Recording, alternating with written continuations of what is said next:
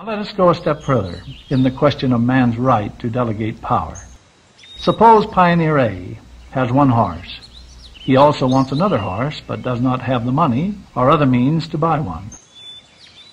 Pioneer B has 3 horses, and Pioneer A decides that he would like to share in his neighbor's good fortune.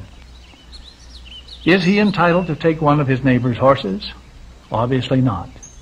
If his neighbor wishes to give it or to lend it, that is another question.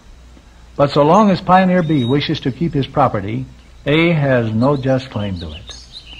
If A has no proper power to take B's property, he obviously cannot delegate any such power to the sheriff.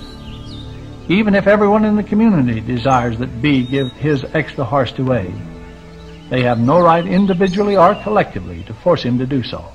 No government can justly claim the power to seize and redistribute the people's wealth and property, or to force reluctant citizens to perform acts of charity against their will.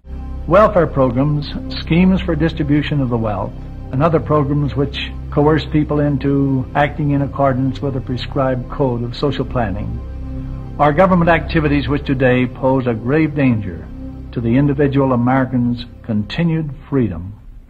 Once government seizes the aggressive role of redistributing the wealth and providing so-called benefits for some of its citizens, it then becomes a means for what is accurately described as legalized plunder. The welfare state, and finally totalitarianism, has always been the end result when the principle of the protective function of government gives way to the aggressive or distributive function.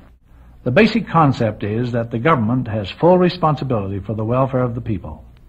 But in order to discharge that responsibility, it must assume absolute control of all their activities. Government intervention to redistribute the material rewards of labor results in the eventual destruction of the productive base of society. What about the lame, the sick, and the destitute is an often voiced question. Most other countries in the world have attempted to use the power of government to meet this need. Yet in every case, the improvement has been marginal at best. Even during the depths of the Depression of the 1930s, Americans ate and lived better than most people in other countries do even today.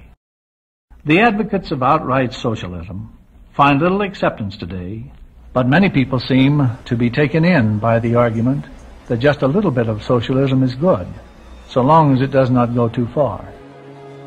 History proves that once begun, the socialist welfare state is difficult to check before it comes to its full flower of dictatorship. But let us hope that this time around the trend can be reversed.